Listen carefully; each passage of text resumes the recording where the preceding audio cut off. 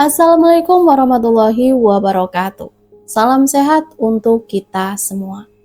Semoga kita semua selalu mendapat lindungan Allah Subhanahu wa taala ya. Diberikan nikmat sehat walafiat serta dimudahkan segala urusannya. Amin ya robbal alamin.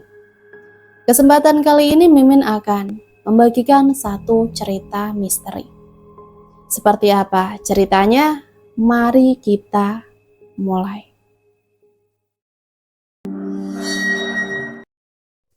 Sial, nilaiku anjlok lagi di mata kuliah statistik. Ujar seorang pria berwajah tampan dengan kacamata khasnya, sedang berdiri menghadap mading kampus dengan raut wajah kesal. Seorang pria yang tidak pernah suka mendengarkan kata jatuh. Jatuh lagi, Adai. Sapa wanita berambut sebahu yang tiba-tiba menerobos dan berdiri membelakanginya. Ternyata benar.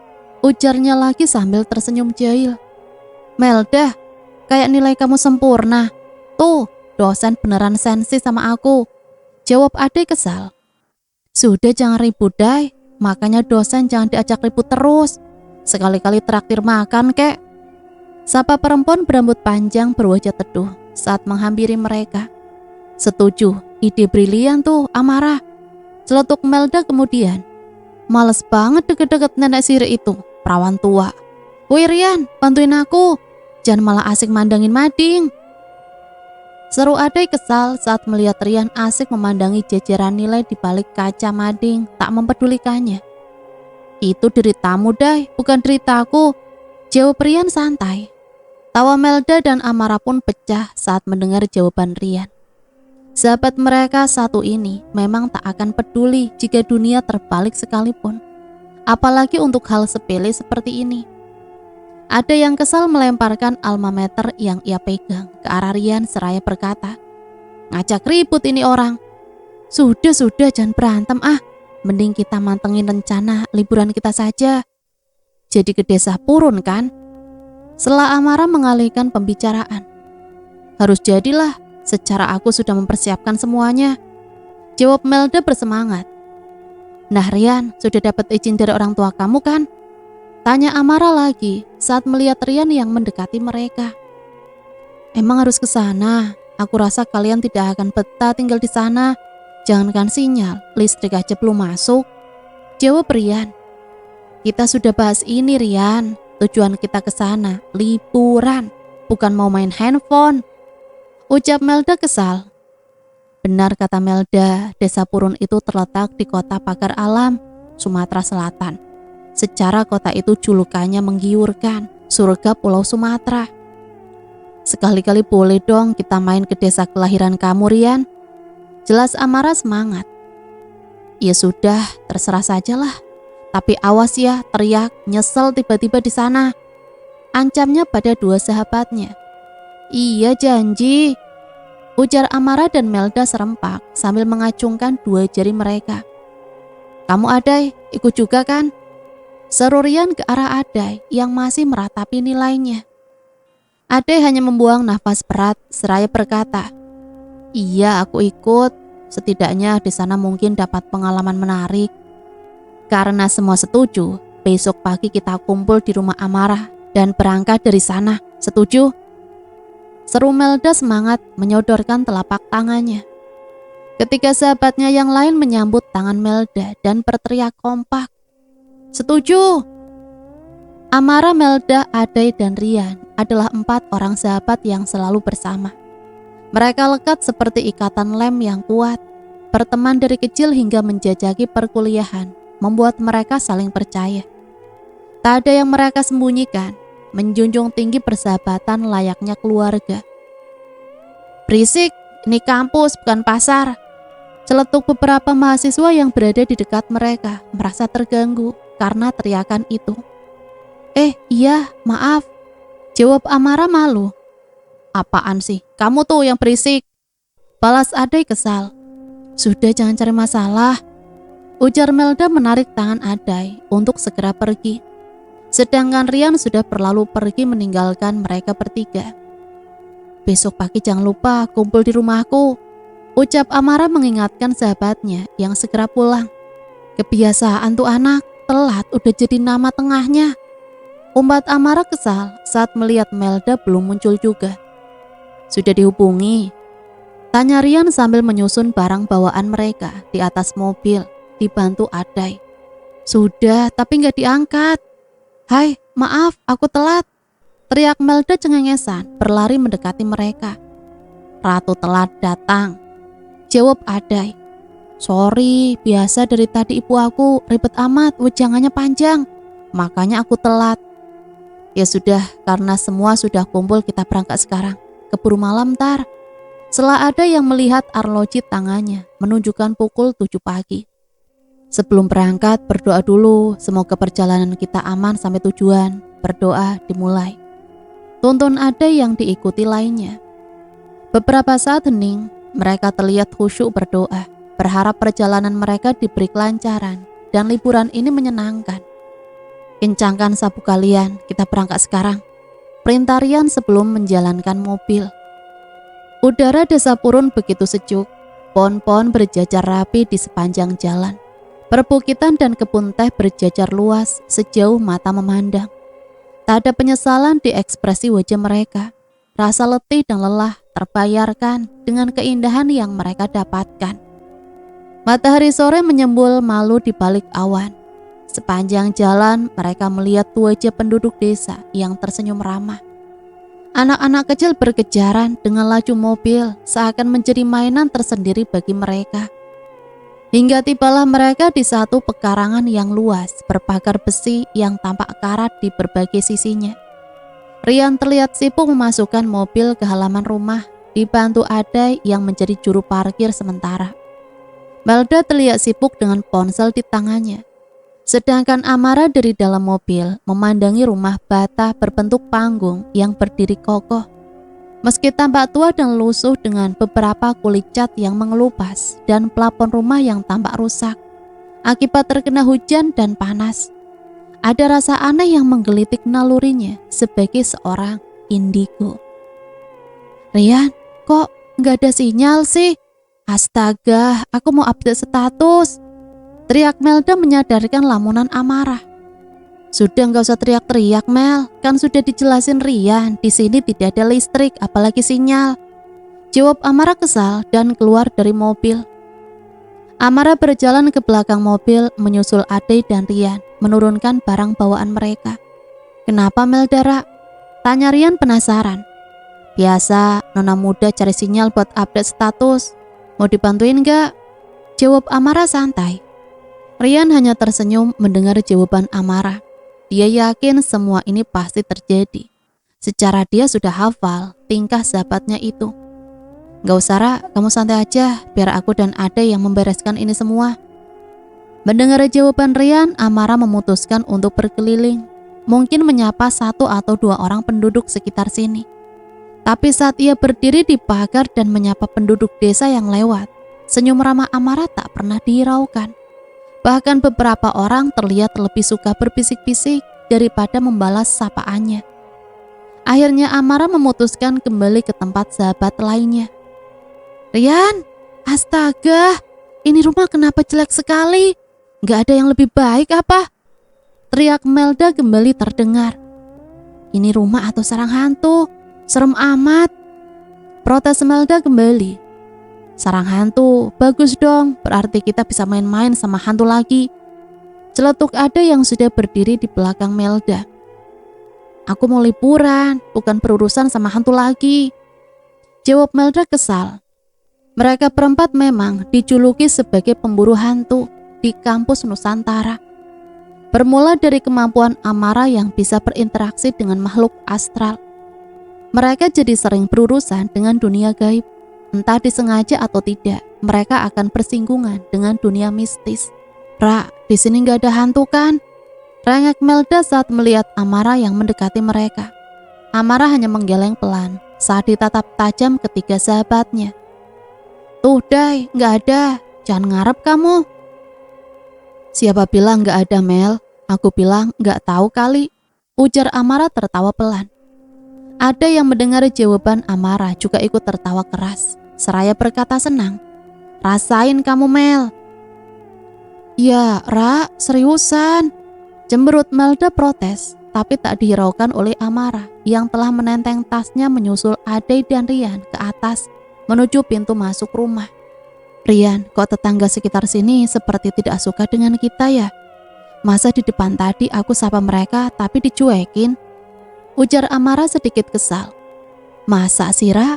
Perasaanmu saja kali. Seingat aku tetangga nenek dulu baik-baik semua kok. Mungkin karena mereka bingung saja. Rumah ini kan sudah nggak ditunggu semenjak nenek meninggal sekitar 6 tahun yang lalu. Amara yang mendengar jawaban Rian berdiri di pinggir pembatas rumah dan melihat sekitar dari atas. Rumah panggung dengan desain lama ini menarik perhatiannya. Rumah yang berbentuk luas berlantai kayu yang masih kuat.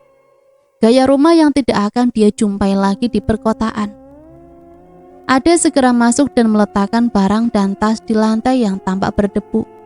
Disusul Melda yang kini melemparkan tas yang ia bawa dan berkeliling di ruang tamu. Melihat-lihat perabotan lama dan tua berjajar rapi dan tampak ditutup kain-kain agar tak berdebu. Rian, rumah segede ini gak ada yang nungguin, sayang banget. Anak nenek cuma ayah, otomatis rumah ini jadi warisan satu-satunya. Sedangkan ayah atau kami lebih memilih tinggal di Palembang. Jadi rumah ini yang dianggurin, tapi rumah ini ada yang jagain. Hanya saja penjaganya cuma datang sebulan sekali untuk memastikan rumah ini saja. Dan terakhir aku telepon katanya rumah ini baik-baik saja. Masih aman untuk ditunggui. Jelas Rian yang juga mulai membuka lembaran kain yang menutupi barang di ruang tamu. Sebaiknya kita bagi tugas sebelum malam. Kita cowok beresin kamar untuk istirahat. Dan kalian cewek masak makan malam.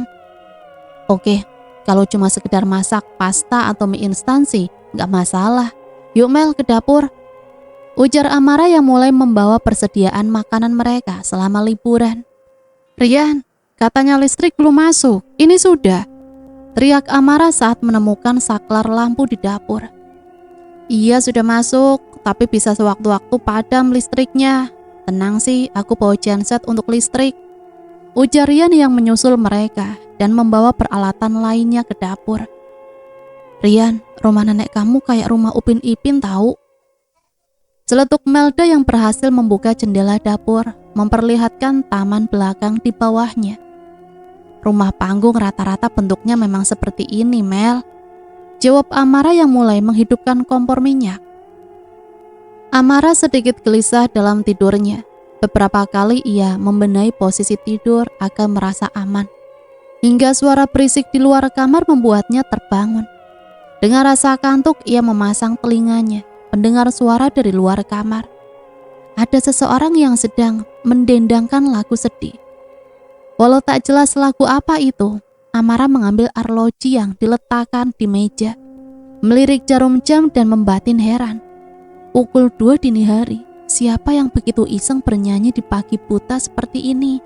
Ia melihat Melda yang sedang terlelap tidur, tak terganggu akan suara nyanyian itu. Dengan mengumpulkan keberanian dan sedikit terhipnotis gelombang suara, Amara memutuskan mencari tahu siapa sang pemilik suara.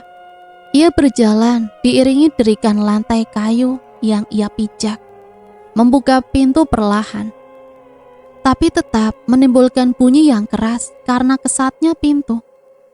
Ruang tengah tampak gelap, hanya bekas cahaya dari teras yang menyeruak masuk. Amara kembali menajamkan pendengarannya, mencari suara yang kini mulai jelas terdengar. Suara itu menuntunnya ke ruang tamu. Perlahan ia melihat sesuatu, tepatnya seseorang. Di dalam remang-remang cahaya yang masuk melewati jendela, sekilas seorang perempuan dengan rambut panjang duduk di pojokan ruang tamu membelakanginya. Bergumam tak jelas seolah berdendang.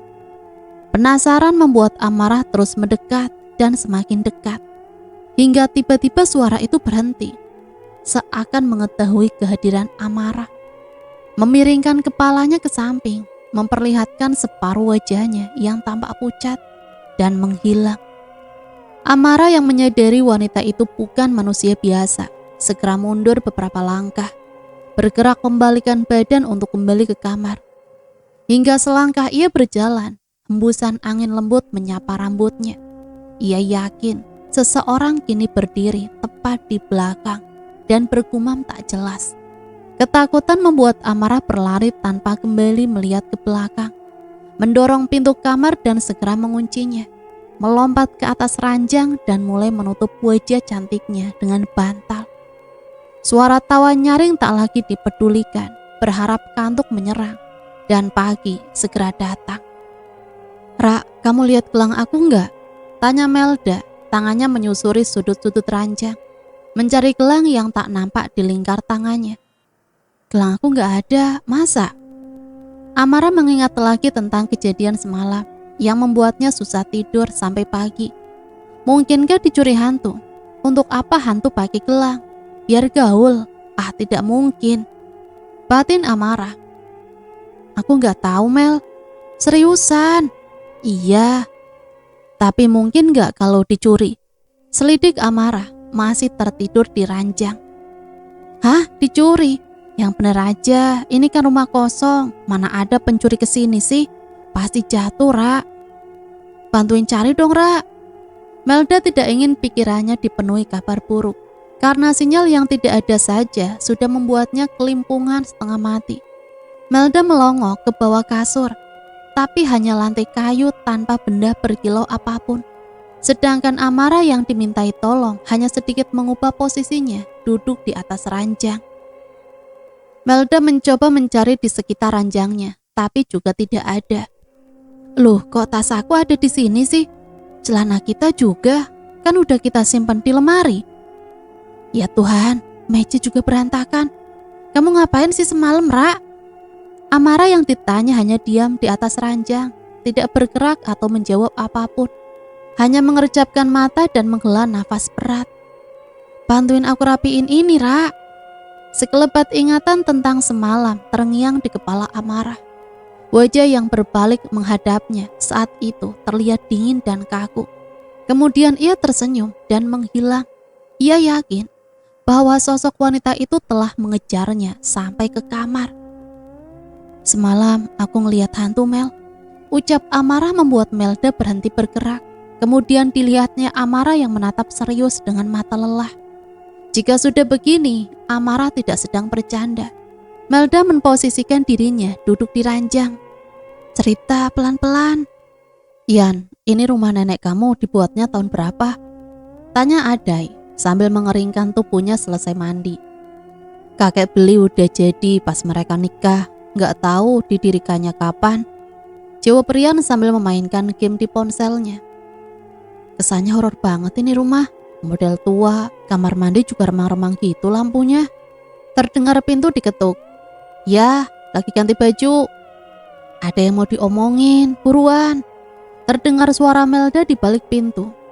Ade melihat Rian yang menatapnya. "Ya, kita ke sana," saut mereka berbarengan. Selesai Ade berpakaian, mereka menemui Melda di kamarnya. Lantai kayu itu masih dipenuhi oleh pakaian para wanita yang berserakan. Juga posisi meja yang tidak sesuai posisi sebelumnya. "Amara ngamuk semalam?" tanya Adai. "Aku nggak tahu menahu soal itu." Rian angkat bicara saat Amara selesai menceritakan apa yang dialaminya semalam. "Kalau gitu kita perlu tanya tetangga kamu di sini aja, Yan," saut Adai diikuti anggukan oleh Amara. "Kita nggak pulang aja. Tujuan kita kesini kan liburan, bukan lagi main uji nyali," sela Melda. "Ini rumah almarhum nenek. Cepat atau lambat keluargaku juga gunain rumah ini. Rumah ini ada yang jaga kan, Yan?" "Ada, Mang Hasan. Kok kita nggak lihat pas kesini? Mama aku telepon sebelum kita kesini. Katanya dia bisa." "Mama kamu telepon pakai apa?" "Telepon rumah lewat Pak RT di sini. Ada sinyal ya kalau telepon rumah. Kalau pas nggak padam listrik, ya ada." "Mel, jangan diem aja dong, kesambet kamu ntar." Rusuh Ade seraya mendorong Melda ke kasur. Sementara itu di luar rumah tua yang mereka tempati, beberapa orang membicarakan mereka di kejauhan. Mereka berbisik seolah keempat manusia yang tinggal di rumah tua itu melakukan tindak tanduk yang mengandung aib. "Kita nggak tanya ibu-ibu di sana. Tanya aja, Ra." Kalau aku sih jujur aja ya tertarik sama cerita Amara tadi. Apalagi pas tahu kalau Rian gak tahu soal ini. Artinya ini belum lama kan? Ih udah deh, kita mending pulang aja kalau ada yang mau kayak gitu. Ini di kampung orang loh. Kalau jaraknya 1-2 jam aja dari rumah gak apa-apa deh. Ini kan jauh banget. Tolak Melda. Lagian kita kesini mau liburan. Berapa kali sih aku perlu bilang? Aku tanya dulu, kata Rian sambil melangkahkan kaki ke ibu yang sedang bergosip tadi. Menurut kalian, ibu-ibu itu bakal bilang apa? Nggak tahu. Kan kamu bisa baca pikiran, Ra. Amara hanya memandang Ade tanpa ekspresi. Rian balik tuh. Pokoknya informasi apa aja yang didapat Rian, kita pulang. Rengek Melda. Apa sih Mel? Kamu berisik banget, kayak burung peo. Pokoknya kita nggak boleh nginep di sini lagi ntar malam. Mel, ini rumah jatuhnya ke Rian loh. Kamu mau nanti keluarganya Rian yang disetanin? Iya, bukan gitu, Ra. Kita kasih tahu dulu keluarganya Rian, baru selidikin lagi. Di sini kan nggak ada sinyal, makanya pulang aja. Ah, dodol. Makanya nggak ada sinyal. Kita tanya sama orang sini dulu. Rian yang baru mendapat informasi hanya diam, menyaksikan ketika temannya bertengkar. Kamu bener Mel, tapi kamu juga tahu sendiri kan, jarak antara rumah Rian ke sini berapa lama? Gak mungkin kita pulang dulu terus balik lagi. Gimana Yan? Mereka gak tahu, tapi ibu-ibu yang satunya kayaknya tahu. Pas aku tanya malah geleng-geleng kayak orang takut. Tuh kan, udah deh, orang sini aja takut. Rengek Melda. Tanya dulu sama Mang Hasan. Kita kesana sekarang. Udah dikuncikan rumahnya? Udah. Ih, gak ada yang dengerin aku. Rengek Melda lagi. Kamu penakut sih? Goda Ade seraya mengacak-ngacak rambut Melda. Assalamualaikum. Rian memberikan salam saat tiba di rumah Mang Hasan. Tapi rumah yang dikunjungi seperti tak berpenghuni. Gak ada orang kayaknya Yan. Assalamualaikum. Mang Hasan, kita tunggu dulu deh. Beberapa menit kemudian, Mang Hasan masih belum terlihat. Namun ada orang lewat yang berhenti di depan rumah Mang Hasan. Cari siapa ya, Dek? Mang Hasan, Pak. Dia di mana ya? Kayaknya rumahnya kosong. Oh, Hasan di kebun, Dek, kalau jam segini. Jawab Pak tua yang terlihat seperti berusia 70 tahun. Mari saya antar. Terima kasih, Pak. Di perjalanan menuju kebun, ada yang tidak bisa diam akhirnya bertanya. Maaf Pak, namanya siapa kalau boleh tahu? Panggil saja Nian, Dek. Giginya terlihat masih kuat, jalannya juga masih terlihat normal. Hanya saja tangannya sudah menggunakan tongkat untuk menyangga tubuhnya. Meski tanpa itu pun jalannya akan baik-baik saja karena masih terlihat bugar. Adik-adik ini saudaranya, Hasan. Oh bukan Pak. Lalu ada perlu apa sama Hasan? Saya cucunya yang punya rumah tua itu Pak. Bapak tahu tidak soal rumah itu selama tidak dihuni? Wah, soal itu biar Hasan saja yang menjelaskan. Saya tidak berani, Dek. Bukan wewenang saya jika soal itu. Rian melihat ke Amara, lantas mengangguk pelan, memberi tanda untuk tidak bertanya lebih jauh. Mang, saya perlu tahu soal rumah nenek. Pinta Rian saat Pak Nian sudah melenggang pergi, entah kemana. Aduh Dek, saya tidak bisa menjelaskan banyak. Selama 6 tahun ini memang ada apa Mang? Desak Rian. Kita seluruh warga di sini sudah sepakat untuk tidak membahas soal itu Dek, berbahaya. Sebaiknya kita tidak membahas soal rumah nenek kamu Dek. Rian yang biasanya diam jadi kesal. Bagaimana juga itu adalah rumah milik keluarganya. Namun pemilik saja tidak diberitahu soal apa yang terjadi tentang rumah tersebut. Mang, ini rumah kita, tempati sekarang. Masa kita nggak boleh tahu soal itu rumah? Kalian sebaiknya pulang. Saya tidak bisa menjelaskan lebih jauh. Rumah ini baik-baik saja jika tidak diganggu. Jelas Mang Hasan. Dengan perasaan kesal, Rian pergi begitu saja, disusul oleh teman-temannya. Melda masih sakit kepala sampai mereka tiba di rumah nenek Rian. Kita harus apa sekarang? Tiba-tiba suara perabotan dapur terdengar jatuh sampai keluar. Ade, Rian, dan Amara buru-buru melihat apa yang terjadi di dapur. Sedangkan Melda hanya diam di ruang tamu. Kepalanya masih berat, pusing, yang entah apa penyebabnya. Di dapur Ade dan Rian hanya membereskan panci dan penggorengan yang berserakan. Amara hanya diam melihat kedua temannya. Ia memperhatikan baik-baik apa yang ada di depan Ade. Sepotong kain yang tidak akan tampak di mata ketiga temannya. Kain itu bergerak dari depan kakinya, lalu mendekat ke Ade, kemudian menghilang di balik lemari perabotan. Amara tetap diam, kuduknya meremang. Sensasi yang sama seperti tadi malam, tapi saat ia menengok ke belakang, tidak ada sosok apapun yang bisa ia lihat. Ada apa, Ra? Kak, kain. Kain apa? Gak tahu kain apa, tapi ada kain putih tadi pas kalian beresin perabotan. Dia melintas gitu aja di depan kalian. Masuk tuh ke lemari. Gak ada bentuknya. Tanya Rian lagi, tapi hanya gelengan Amara yang diterima. Terdengar suara jendela terbanting dengan keras. Kamar! Teriak Ade dan Amara. Ketiganya lari lagi ke arah kamar tempat Melda dan Amara tertidur. Hal sama dilihat kembali oleh Amara. Kain, namun kali ini berbeda. Awas! Teriak Amara kepada kedua temannya. Tangannya bergerak menyuruh keduanya untuk menghindari sesuatu yang akan melintas. Ada apa, Ra? Kain lagi. Ra, tenang, gak usah teriak. Awas! Dia berhenti. Jelasin, Ra. Amara menghela nafas berusaha tenang. Meski sudah terbiasa, hal seperti ini tetap saja terasa berat baginya. Kain itu datang dari jendela.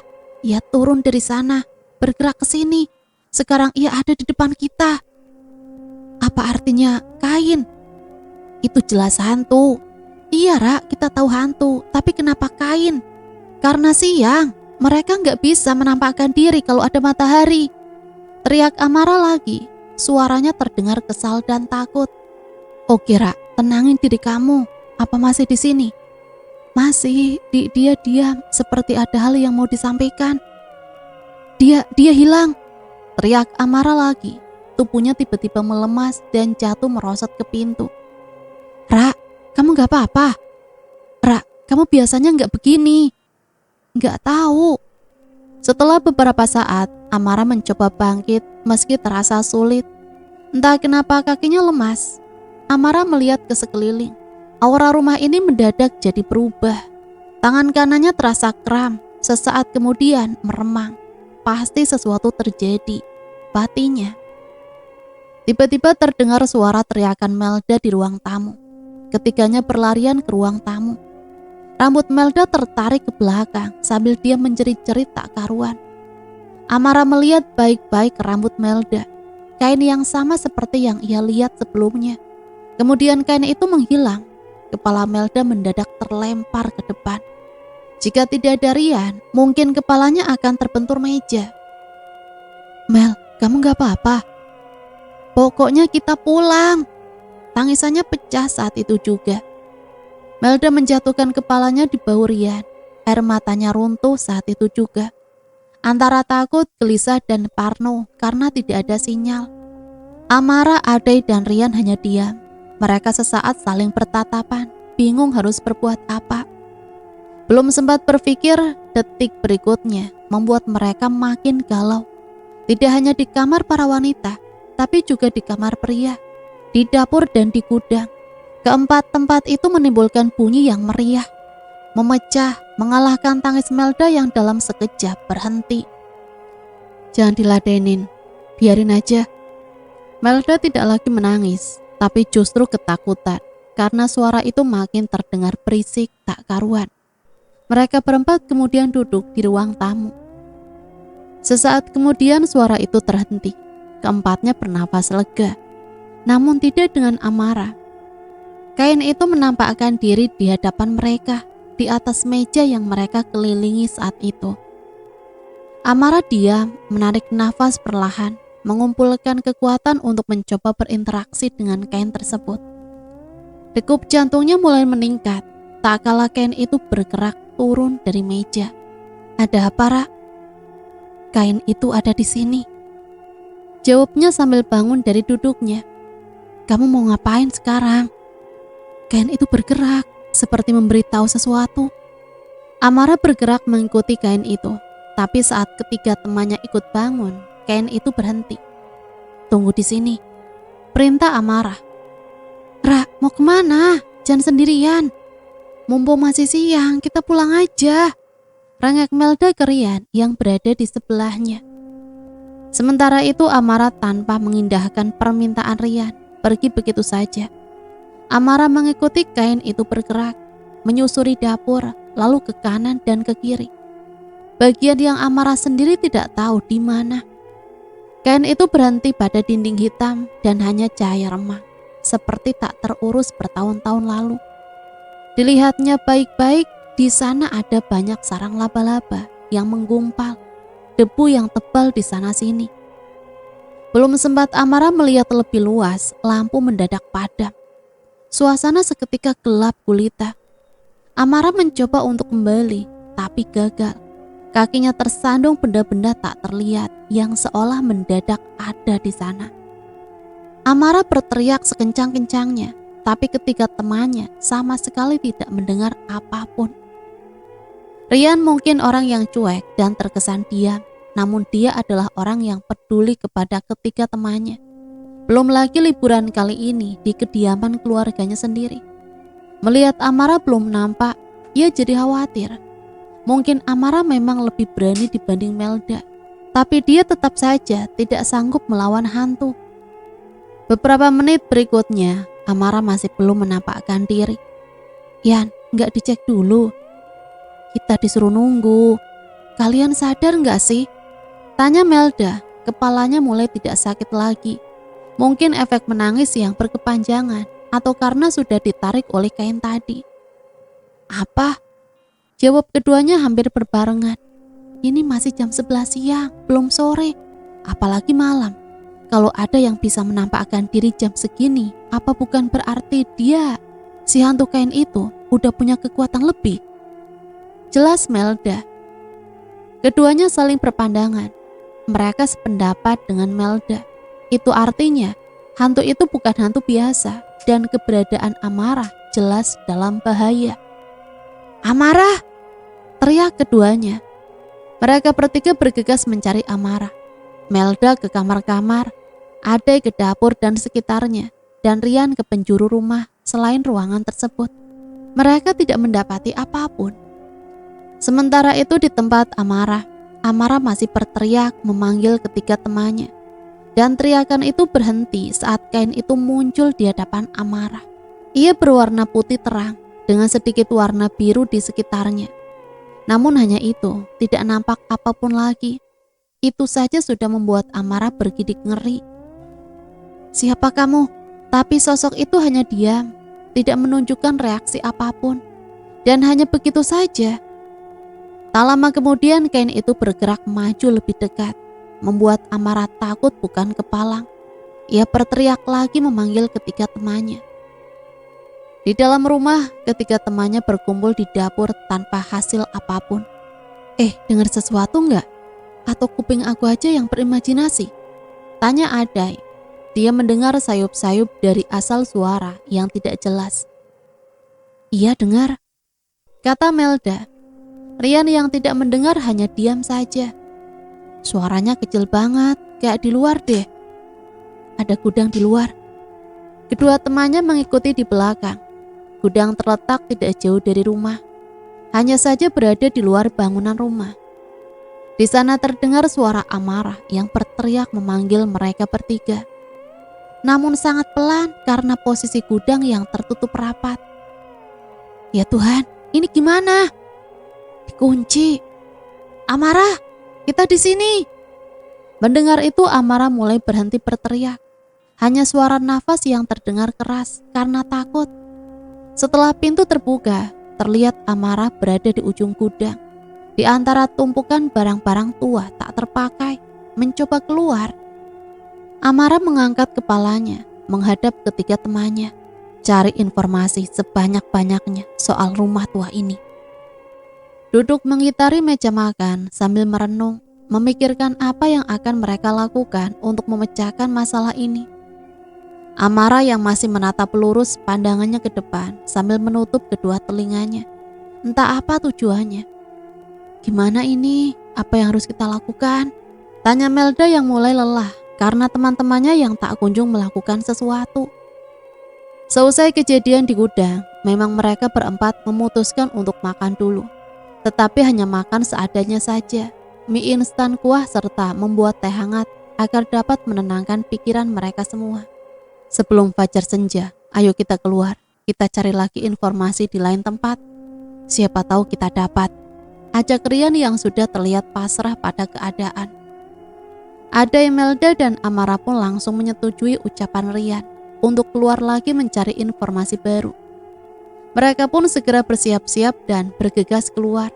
Tak lupa mengunci pintu sebelum mereka pergi. Rian pun mengendarai mobil ke arah berlawanan dari kampung yang sudah mereka singgahi tadi. Dia beralih jalur menuju kampung yang letaknya agak jauh dari rumah. Jalanan mulai tak terlihat adanya tanda kehidupan. Namun Rian melihat ada seorang gadis yang berjalan sendirian sambil membawa ember di tangannya. Tanpa pikir lama lagi dia pun langsung turun dan bergegas menghampiri gadis itu. "Permisi Mbak," sapa Rian saat melihat gadis itu seperti kerepotan membawa ember berisi air penuh. Gadis itu menoleh ke arah Rian sambil menatap dengan pandangan sedikit kesal. "Iya, ada apa?" Balasnya sedikit ketus, tetapi tak mengurungkan niat Rian untuk terus bertanya. "Mau tanya, apa Mbak ini tahu rumah tua yang ada di kampung sebelah? Rumah yang udah lama tidak berpenghuni," ucap Rian sambil menatap gadis di depannya tadi dengan lekat. Gadis yang ditatapnya langsung menatap Rian dengan tatapan menyelidik. Bibirnya tercetak senyum miring walaupun kecil. "Oh, kamu dari rumah tua itu toh?" Suara gadis itu membuat Rian mengangguk. "Kenalkan, saya Kijan. Saya sudah lama tahu tentang misteri rumah tua itu," ucap gadis yang bernama Kijan itu sambil mengulurkan tangannya ke hadapan Rian. Rian pun membalas uluran tangannya. "Saya Rian, cucu dari pemilik rumah tua itu. Jadi kenapa Anda ingin tahu tentang rumah tua itu?" tanya Kijan sambil duduk di sebuah pos kayu yang tidak jauh dari tempat mereka berdiri. Rian pun hanya mengikuti langkah saja dan memberi isyarat pada teman-temannya untuk tetap berada di dalam mobil. "Itu kemarin malam serta siang tadi saya dan teman-teman saya mengalami kejadian aneh. Penunggu di sana seperti merasa terganggu oleh kehadiran kami. Padahal kami tidak bermaksud sama sekali untuk mengganggu mereka. Tujuan kami kemari adalah untuk berlibur, menghilangkan penat yang menumpuk, itu saja. Tidak ada maksud lain." Kijan yang mendengar cerita Rian hanya dapat mengangguk. "Jadi Kijan, apa kamu tahu tentang asal-usul rumah tua milik nenek saya itu?" "Saya memang tahu, namun saya tidak bisa memberitahukannya kepada siapapun." "Ayolah Kijan, saya mohon. Saya ingin tahu bagaimana hal yang terjadi dengan rumah tua itu." Pinta Rian sedikit mendesak Kijan yang tak kunjung memberikan informasi tentang rumah tua itu. Kijan pun menghela nafas pelan sambil menatap Rian yang menatapnya dengan tatapan setengah memohon. "Jadi begini, dahulunya rumah itu pernah disewakan ke satu keluarga yang terdiri dari ayah, ibu juga anak perempuan. Pada malam harinya, mereka tiba-tiba segera pindah karena tak tahan sering diganggu penghuni hantu rumah itu. Naasnya, satu keluarga yang ketakutan itu meninggal jatuh ke jurang saat melarikan diri. Bahkan mayat mereka tak bisa ditarik dari dasar jurang." Jelas Kijan panjang lebar dan membuat Rian termangu sejenak. Kijan menatap Rian yang seperti sedang berpikir keras. Bibirnya mulai tercetak senyum miring yang tak tahu apa maksud dari senyuman itu. "Oke, terima kasih atas informasinya. Maaf sudah mengganggu waktumu Kijan. Kalau begitu saya permisi dulu." Di dalam mobil ada Imelda dan Amara menatap Rian dengan tatapan penasaran. "Ada apa Rian?" Rian menoleh ke hadapan teman-temannya dan menggeleng pelan. "Enggak kok, enggak apa-apa. Ayo kita pulang, sudah mulai senja." Di perjalanan mereka semua hanya diam dan ribut dengan pikiran masing-masing. Tak ada yang bersuara. hanya suara deruan mobil yang terdengar. Hingga tiba di rumah, hari sudah gelap. Mereka masuk ke dalam rumah dan tak lupa menyalakan semua lampu yang ada. Amara dan Melda langsung bergegas menuju kamar untuk membersihkan diri mereka. Sedangkan Adai, dia masih memperhatikan Rian yang sedari tadi terlihat aneh menurutnya. "Yan, kamu kenapa sih? Kayak orang kebingungan gitu." Rian yang mendengar itu hanya menggelengkan kepalanya. "Aku gak apa-apa, udah sana kamu bersih-bersih, ntar gantian." Rian kembali duduk di kursi ruang tamu sambil masih memikirkan ucapan Kijan tadi.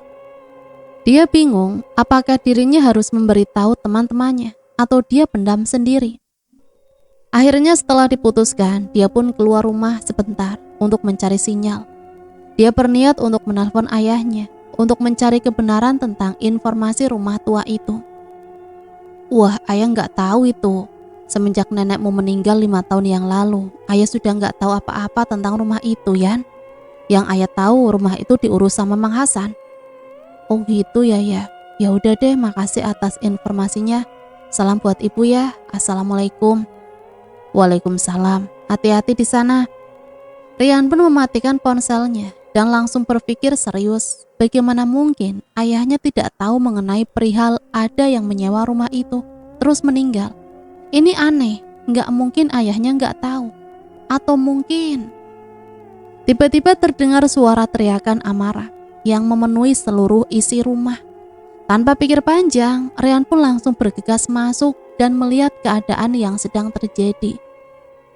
Terlihat Amara yang sedang duduk di kasur sambil memeluk boneka beruang kecil yang ditemukannya kala dirinya terjebak di gudang saat itu. Melda yang menangis histeris ketika melihat boneka beruang itu berada di dekapan Amara. "Apa yang terjadi, Amara? Melda kenapa? Adai, kenapa semuanya jadi begini?" "Tadi Melda itu aku tinggal ke kamar mandi untuk cuci muka. Selepas aku selesai, aku keluar dan lihat tingkah Melda udah aneh. Dia itu bertingkah seperti orang sedang menggendong bayi gitu. Dan asumsi aku dia kerasukan. Awalnya aku biasa aja, tapi pas aku ngambil boneka panda itu di tas aku, dia langsung teriak dan ngelemparin aku dengan bantal, guling, segala macem." Jelas Amara.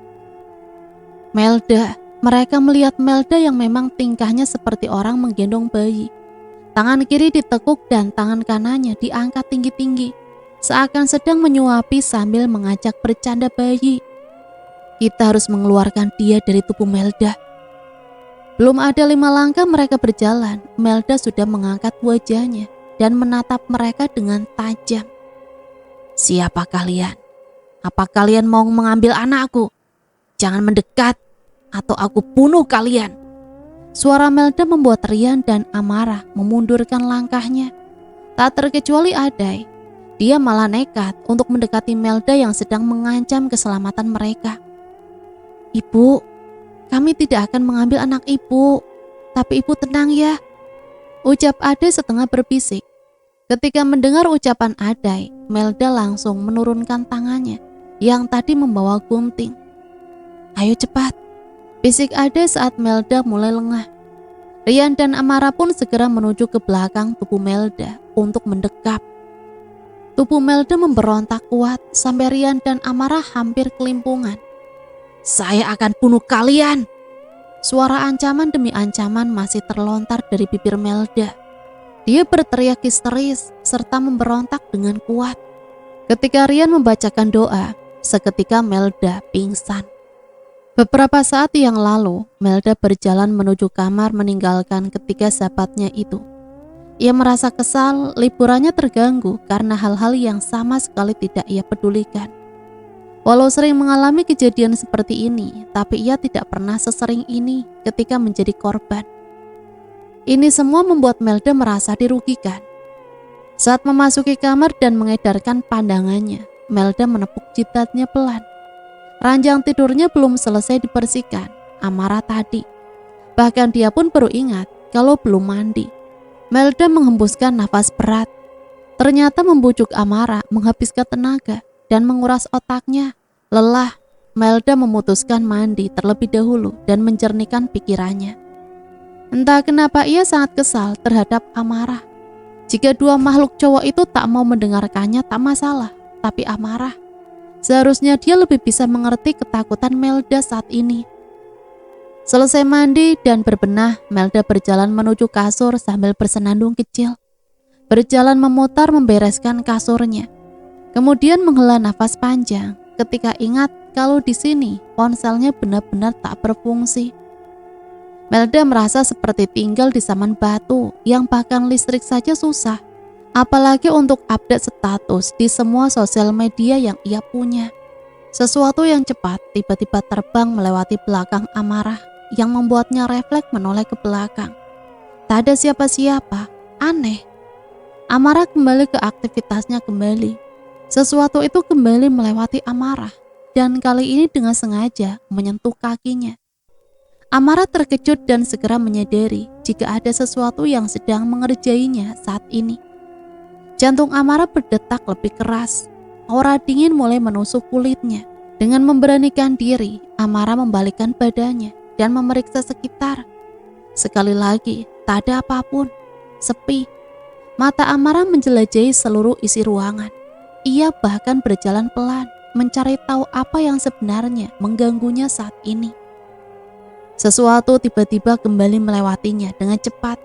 Amarah tak yakin dengan apa yang ada sekarang. Tapi ia cukup yakin jika ada satu makhluk tak kasat mata sedang mengganggunya kali ini. Siapapun kamu, keluarlah.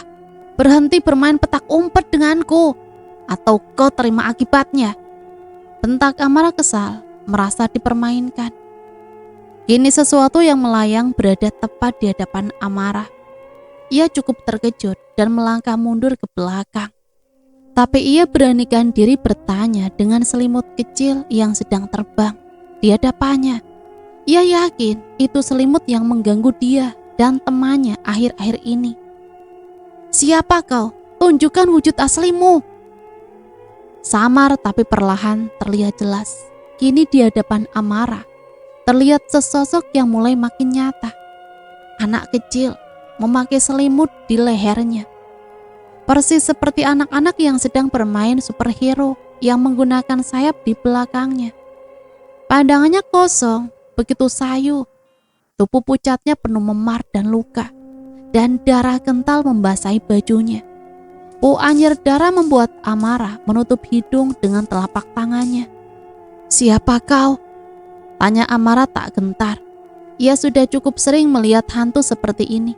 Tapi tatapan nanar hantu anak kecil itu begitu membuatnya terenyuh. Apa kau yang mengganggu kami? Seru Amarah menatap hantu itu kesal. Bocah itu hanya menggelengkan kepala. Tolong. Suara bocah hantu itu terdengar sangat pilu. Tolong aku kakak. Rintihnya kembali. Aish, menyusahkan saja. Apa yang bisa aku bantu?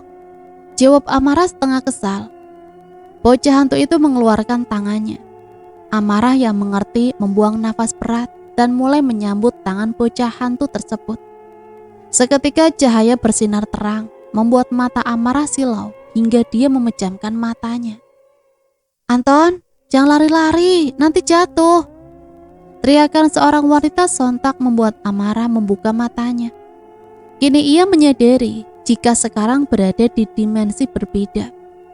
Mereka berada di sebuah halaman rumah yang luas, dengan dikelilingi pagar bambu. Matanya tertuju dengan sosok wanita dengan keriput di wajahnya, tapi tetap terlihat cantik di usianya. Wanita itu berdiri tersenyum senang, melihat ke arah seorang anak lelaki yang sedang berlari-lari, merentangkan tangannya. Selimut yang diikat di belakang tubuhnya melambai, terbawa angin.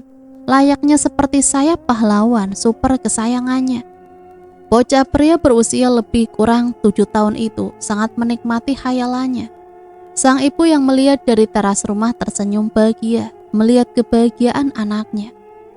Amarah mengitari pandangannya hingga matanya menangkap seorang bocah hantu yang membawanya keadaan seperti ini. Sekarang aku mengerti, anak laki-laki itu kamu kan? Tanya Amarah saat bocah hantu itu ada di dekatnya. Bocah hantu itu hanya mengangguk lemah menjawab pertanyaan Amara. Matanya menatap nanar wanita yang Amara yakini adalah ibunya, sang hantu. Bagaimana bisa kau meninggal? Pertanyaan itu mengalihkan pandangan bocah hantu itu. Waktu pun seakan dipercepat. Awan gelap mulai datang, seakan hendak memuntahkan air yang tersimpan di dalamnya. Sang anak masih asik bermain di halaman rumah. Ibu yang menyadari hujan akan segera tiba pun segera bergegas, berjalan ke belakang rumah dan hendak mengangkat jemuran. "Anton, jangan main keluar pagar ya, ibu angkat pakaian dulu, setelah itu mandi." Tegas sang ibu ke arah bocah lelaki yang masih asik bermain ayunan ban miliknya. Anak itu seperti tak menggubris sang ibu, ia terlalu asik bermain. Ibu hanya menggelengkan kepala. Dasar anak itu, kalau sudah bermain tak ingat yang lainnya, sekalipun mandi. Gumam sang ibu dan meninggalkan anaknya bermain tanpa pengawasan karena hendak mengangkat jemuran. Tak lama setelah ibu pergi, dua orang pria berbadan besar, memakai baju serba hitam, mengendap-endap, memasuki halaman rumah dan mendekati bocah kecil itu. Amara berlari mendekati mereka, mencari tahu apa yang sedang terjadi di sana. "Hai, kau mau permen? Paman punya banyak permen," ucap salah seorang pria yang berada paling dekat dengan Anton. Seorang pria lagi berdiri di pagar dan matanya begitu awas, berjaga-jaga. Amara yakin mereka bukan orang baik. Anton yang dengan polosnya mengambil permen yang diberikan pria tersebut. "Paman siapa?" "Kami teman ayahmu," jawabnya dengan seringnya yang aneh. "Tapi ayahku sedang pergi, belum pulang dari ladang." "Tidak apa, ayo makan saja permennya. Atau kamu mau mainan yang lainnya? Paman ada banyak di sana, kamu mau ikut?" Anton menggeleng. "Kata ibuku tidak boleh ikut orang asing." "Kami ini teman ayahmu, bukan orang asing." Amara yang mendengar percakapan itu hanya bisa mengepalkan tangannya, kesal. Orang-orang ini. Anton yang mulai merasa risih dan hendak beranjak pergi, tapi tangan kekar pria itu langsung membekap tubuh mungilnya Anton. Anton meronta-ronta, tapi ia jauh kalah kuat daripada pria itu. Amara yang kesal memukul, mencoba menyelamatkan Anton, tapi semua percuma, sia-sia. Mereka hanya bayangan yang tak dapat disentuh Amara. Dua pria itu membawa paksa tubuh mungil Anton memasuki mobil yang tak jauh dari parkiran dekat rumahnya. Meski Anton melawan, tapi ia tetaplah kalah. Tak sebanding, kekuatannya tak mampu mempertahankan dirinya. Ia hanya mampu menjerit, "Ibu!" sebelum tubuhnya benar-benar melemah karena reaksi kimia dari sapu tangan yang dipekapkan di mulutnya. "Kemana mereka membawamu?" tanya Amara kesal menatap mobil hitam yang melaju dengan kecepatan luar biasa. Tak ada jawaban. Mata sendu itu menatap seorang ibu yang kembali mencari keberadaan anaknya. "Anton, Anton, di mana kamu nak?" teriak ibu yang mulai panik karena tak menemukan keberadaan anaknya. Amara yang melihat wanita itu berteriak-teriak hanya bisa prihatin. Jarak antara rumah satu dengan yang lain cukup berjauhan, membuat ia kesulitan menanyakan keberadaan Anton. Hingga air mata mulai menganak menjadi sungai, ia tetap tidak menemukan keberadaan sang buah hati. Sungguh hati Amara terenyuh melihat semua kejadian di depannya. "Bawa aku ke tempat selanjutnya," desak Amara ke arah bocah hantu yang menganggukkan kepalanya pelan. Cahaya terang itu kembali datang. Tubuh mereka memudar dan memasuki dimensi selanjutnya. Tiba di tempat selanjutnya membuat Amara kembali mengedarkan pandangannya, mencari tahu tempat apa kini dia berada. Gelap, tak ada sedikit pun cahaya menyinari ruangan itu. Tubuh Amara terguncang. Bau anjir darah menerobos masuk menyakiti hidungnya. Tempat apa ini? Perutku begitu mual. Darah, ini bau darah. Kenapa begitu menusuk hebat? Gumamnya menebak-nebak sendiri. Amara tak dapat melihat apapun di sekitarnya, tapi telinganya menangkap suara desahan yang pelan, rintihan yang memilukan. Amara menajamkan pendengarannya. Tolong, ampuni aku. Isak pilu menyayat hati Amara. Suara anak kecil, mungkinkah itu Anton? Tolong, lepaskan aku. Rintihan demi rintihan membuat rasa penasaran Amara memuncak.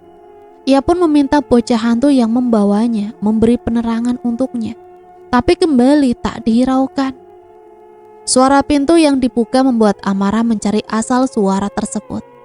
Cahaya lampu minyak mulai mendekati. Amara menajamkan penglihatannya di bawah remangnya lampu. Ia bisa memastikan dua pria besar itu adalah pria yang menculik Anton tadi. Tapi siapa pria berbadan kecil di tengah mereka? Kenapa Amara tak dapat melihat wajahnya? Kenapa wajah pria itu seperti gambar yang diblur? Amara memperhatikan dua pria tadi, mulai menghidupkan lampu-lampu yang ada di dalam ruangan. Hingga teranglah semua. Innalillahi, apa yang mereka lakukan terhadap anak sekecil ini? Teriak Amara tak percaya dengan apa yang dilihatnya. Tubuh Amara bergetar hebat, tak kuasa melihat semua di hadapannya. Kini, di tengah ruangan, di sebuah meja batu yang besar telah tertidur dengan tak berdaya. Dengan tangan dan kakinya terikat, anak kecil yang meski wajahnya penuh luka lebam dan darah yang menghitam, dapat ia kenali, ia adalah Anton. Tubuh mungilnya kini tak diselimuti selai benang pun. Luka menganga di setiap jengkal tubuhnya. Entah sejak kapan, air mata mengalir di pipi Amara. Tak tega ia melihat Anton diperlakukan seperti binatang. Bahkan lebih hina dari binatang. Tangannya mengepal keras, tubuhnya mengejang hebat. Tubuh kecil itu sangat lemah, tapi tetap mendapat siksaan luar biasa. Pria dengan wajah tak jelas mulai memberi perintah. Perintah yang membuat Amara tegang. Apalagi yang akan mereka lakukan? Ucapnya kesal. Seorang pria mengambil sesuatu dari dalam kotak berukir lambang yang tak dimengerti Amara. Sebuah konde. Dengan bagian runcing di sisi satunya, sisi lainnya terdapat manik merah darah yang menggelantung indah. Pria dengan wajah yang tak jelas mulai membaca mantra. Sebuah mantra dari bahasa Jawa kuno yang sama sekali tak dimengerti Amara. Mungkin jika ada Adai saat ini, dia bisa mengetahui apa yang diucapkan pria itu. Amara yakin itu mantra terjahat. Walau di dimensi ini berbeda, tapi dia dapat merasakan hawa dingin yang menusuk pori-pori kulitnya. Bahkan bulu-bulu kecil di tubuhnya berdiri. Aliran darah mendesir hebat. Apapun yang pria-pria itu lakukan adalah hal yang terjahat dan terpuruk. Rintihan, tangisan, desahan Anton yang ketakutan dan meminta ampun tak mereka hiraukan. Setelah membaca mantra, pria itu mengangkat konde di tangannya. Seraya berkata keras, "Terimalah persembahan kami." Lalu mengayunkan konde itu tepat di jantung Anton. Seketika Amara menjerit. Semua itu tak menghentikan hujaman demi hujaman yang didapatkan tubuh Anton. Amara jatuh lemas di lantai. Apa yang disaksikannya membuat dia begitu syok. Kekejaman, sadis, itu semua didapatkan Anton. Amara menangkupkan kedua tangan di wajahnya. Tak kuasa ia melihat semua yang terjadi. Hingga cahaya yang sangat terang mengantarkan Amara kembali ke keadaan semula. Dapur rumah nenek Rian. Amara menangis sesegukan. Ia tak menyangka melihat semua kekejaman itu. Perlahan ia menghapus buliran air matanya, melihat bocah hantu yang masih berdiri tegak di dekatnya. "Apa yang bisa aku lakukan untukmu, Nak?" Ucap Amara dengan terisak, mengatur kembali degup jantungnya yang masih berdetak cepat. "Temukan jasadku, makamkan aku dengan layak." Suara bocah itu menjawab pertanyaan Amara. Tapi bagaimana? Belum sempat Amara bertanya, bocah hantu itu telah menghilang. Amara mencari ke sekeliling, tapi ia tak menemukan keberadaan hantu itu lagi. Amara mencoba berdiri, berjalan tertatih ke meja makan. Tubuhnya begitu lemas, Beginilah yang terjadi jika ia berjalan ke dimensi lain. Ia akan kehilangan daya tahan tubuhnya, apalagi kejadian yang dia lihat sungguh menguras emosinya. Entah bagaimana cara dia menemukan tubuh Anton nanti, tapi ia berjanji dengan diri sendiri akan mencari dan membantu Anton. Dia harus menceritakan semua ini nanti dengan Rian, Adai, dan juga Melda. Amara menuangkan segelas air dan mulai meminumnya, tak tersisa.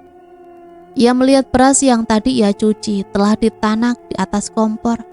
Ia pikir mungkin ini semua dilakukan bocah hantu tadi, imbalan karena sudah mendengarkan kisahnya. Setelah tenang, Amara berjalan kembali ke kamar. Ia hendak membangunkan Melda. Sahabatnya itu dari semalam belum makan. Ia takut jika nanti Melda akan jatuh sakit.